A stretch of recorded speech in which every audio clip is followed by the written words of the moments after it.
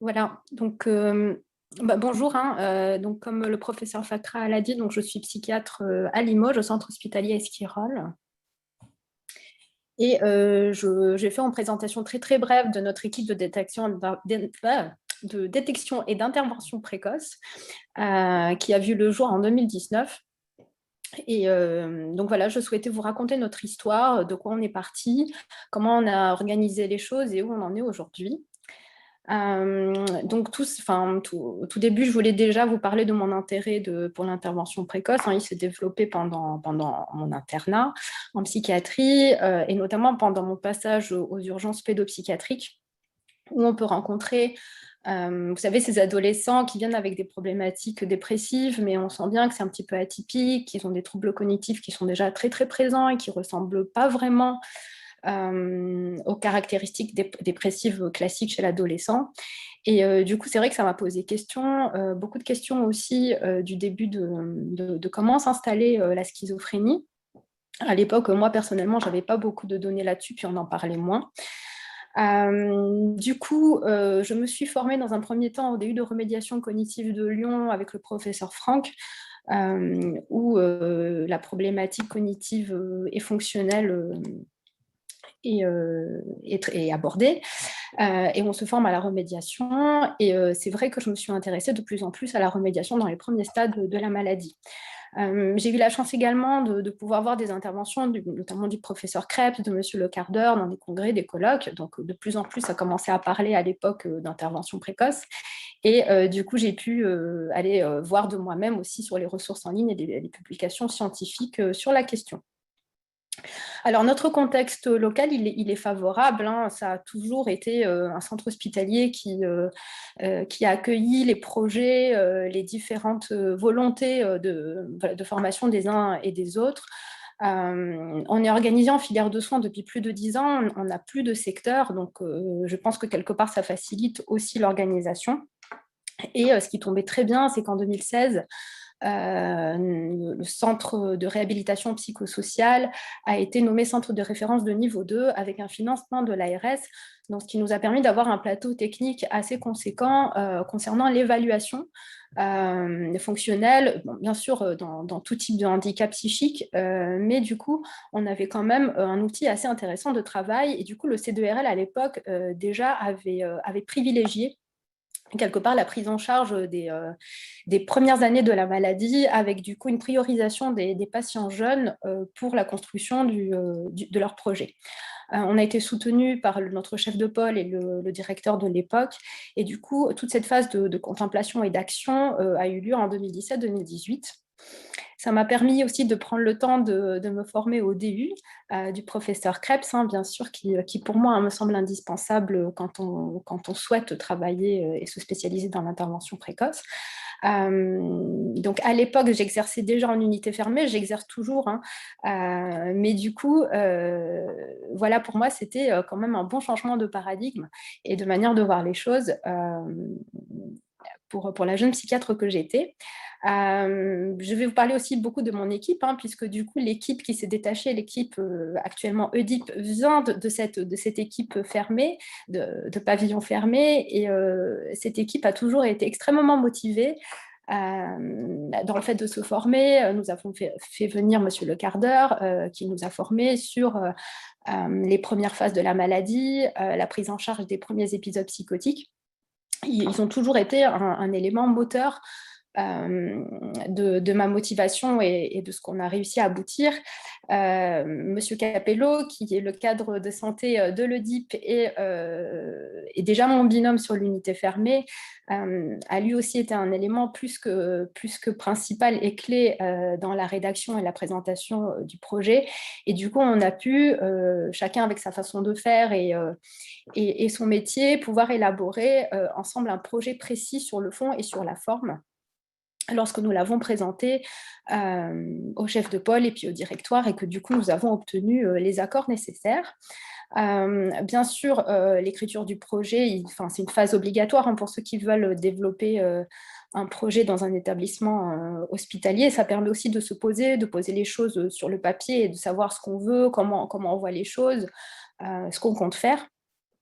Et ce qui nous paraissait important, ce qui nous a été demandé, mais ce qui nous semblait crucial aussi, c'est de pouvoir avoir une référence médicale pédopsychiatrique pour un travail en collaboration.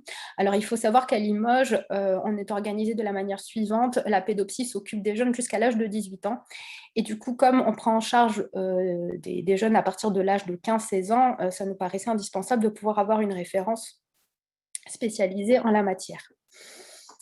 Donc, tout est parti de cette unité fermée qui existe toujours. On s'intéressait déjà à l'époque, depuis plusieurs années, à un travail de coordination avec la pédopsie, avec notamment l'accueil de cas complexes de leurs jeunes qui pouvaient mettre en difficulté les équipes de pédopsie.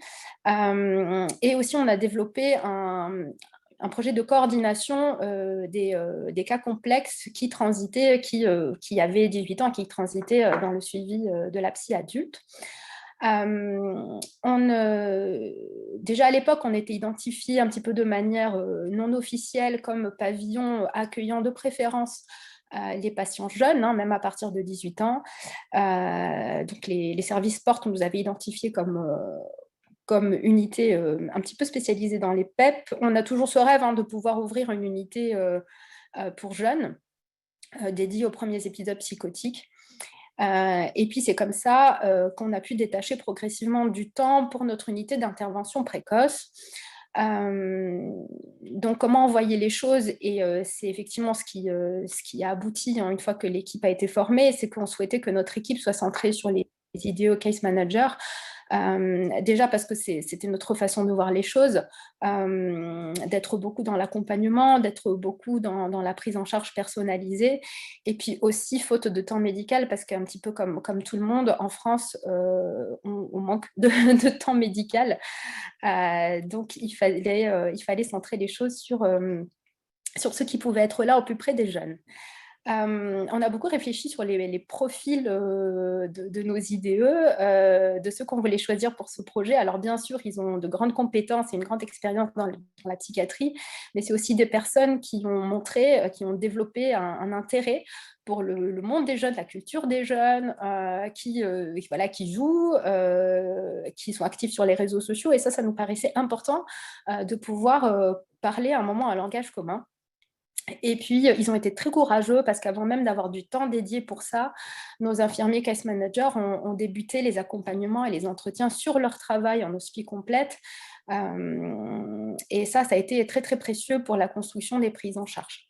Alors, on a vu le jour officiellement en tant qu'unité fonctionnelle au 1er janvier 2019, créée à moyens constants. Donc, au départ, on n'avait pas de financement.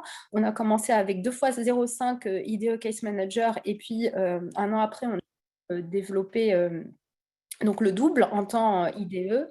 Pareil pour le temps psychiatre, il a doublé depuis quelques mois, puisqu'on est passé de 0,2 ETP à 0,4 avec l'arrivée de ma collègue, le docteur Aurélie Ménage, qui est assistante spécialisée. Et puis, comme vous voyez, des petits temps de psychologue clinicienne, d'assistante sociale, cadre de santé et secrétaire. Et alors, petite mention pour le temps neuropsycho, puisqu'on a un ETP d'attribué, mais qu'on n'arrive pas à trouver pour le moment la bonne personne. Donc, c'est en cours de recrutement. Notre plan d'attaque, on a vu les choses de manière graduée, c'est-à-dire qu'on s'est dit qu'on ne pouvait pas avoir les yeux plus gros que le ventre d'emblée.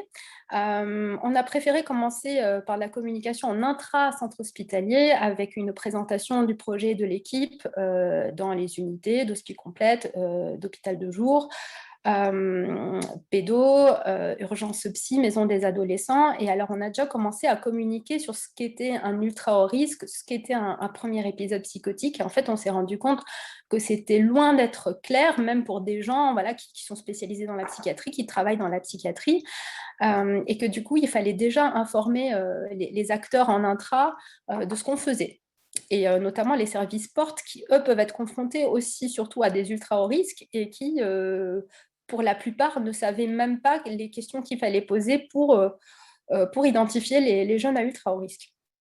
Et puis, dans un second temps, une fois qu'on a été un petit peu plus fourni en temps, on a pu lancer notre communication en extra-hospitalier, donc avec une fiche explicative et la plaquette de l'équipe que nous avons adressée à tous les médecins généralistes installés dans notre département. Donc, c'était une première phase de communication. Et puis, très rapidement, on a fait du porte-à-porte. Alors, un petit peu moins, mais surtout Lucie et Maxime, nos 2 infirmiers, qui ont d'abord privilégié les grandes maisons médicales et puis progressivement aussi donc les autres médecins généralistes installés, parce qu'en fait, on s'est rendu compte que le fait d'aller les voir, le fait de leur parler de personne à personne, ça permet déjà de mieux identifier ce qu'on faisait. Et puis pour la plupart, en fait, ils avaient reçu leur petit courrier, ils l'avaient mis sur la pile de choses à lire et puis ils y songeaient plus. Bien sûr, on a informé les psychologues libéraux, les psychiatres libéraux. On travaille également avec le service de santé universitaire et les 2 psychiatres qui interviennent, parce que c'est une porte d'entrée très importante et notamment depuis le Covid. Barbara, encore 1 ou 2 minutes peut-être? Ah, d'accord, ok. Et puis, donc la communication grand public qui est essentielle, réseaux sociaux, articles de presse, reportages télé. Je passe très rapidement sur notre plaquette qu'on a construite ensemble. Alors, qu'est-ce qu'on y fait? En pratique, nos infirmiers évaluent si le patient est déjà passé par un psychiatre. Donc, c'est eux qui font l'évaluation clinique et la CARMS. On staffe ensuite les choses ensemble. Et puis ensuite, en fonction du staging, on élabore une prise en charge personnalisée centrée sur l'infirmier case manager et puis avec au besoin prise en charge médicale, assistante sociale, psychologue. On a convenu de prise en charge sur une durée de 2 ans. Donc au début, on s'est surtout intéressé aux ultra hauts risques puisque les PEP étaient déjà plus ou moins prises en charge au centre de réhabilitation. Et puis de plus en plus, on accompagne également des PEP parce qu'en fait, on s'est rendu compte que parfois la frontière est assez mince. Mais on a essayé de mettre un cut-off à 6 mois. Donc, encore une fois, je voulais vous présenter Lucie et Maxime. Hein, c'est les pivots de la prise en charge. Ils réalisent un projet individualisé.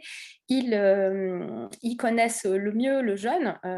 Et puis, c'est eux qui vont développer la prise en charge, qui vont accompagner le jeune et qui vont faire en sorte que, du coup, les choses se construisent de manière personnalisée autour de lui. Ils sont très mobiles, ils sont très disponibles.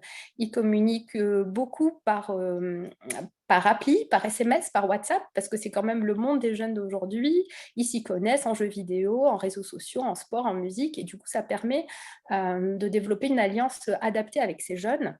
Ça se passe le plus souvent à l'extérieur, lycée, fac, ville. On essaye de plus en plus de faire en sorte que les choses se passent en dehors des murs de l'hôpital. Voilà, on a plein de projets ETP, projets de découverte d'activités sportives, tennis. On fait des prises en charge individuelles, de groupe. Et puis, on encadre aussi des tests d'exercice et des mémoires de master. La spécificité de notre département, c'est que c'est un département rural, donc nos IDE sont très mobiles, hein, ils prennent leur voiture, ils n'hésitent pas à faire 30-40 minutes de route pour accompagner les jeunes, surtout ceux qui sont dans des villages un petit peu reculés, enclavés. Et puis, depuis qu'on a eu les crédits du Fonds d'innovation organisationnelle en psy, on est en train de développer une offre EDIP 23 en Creuse, notamment avec un IDE Case Manager là-bas et puis des consultations médicales par téléconsulte, en fait, d'ici. Voilà, tout ça pour vous dire qu'on chill grave avec nos jeunes. Ça n'a pas été évident au début, mais voilà, en fait, c'est de la balle de pouvoir travailler avec eux. Ils nous motivent. On adore vraiment ça, hein, passer du temps avec eux, pouvoir les aider. Et puis, ça va tellement vite et tellement bien avec eux. C'est un vrai bonheur de travailler avec. Les choses bougent et nous aussi. Voilà, donc je souhaitais vous remercier de votre attention.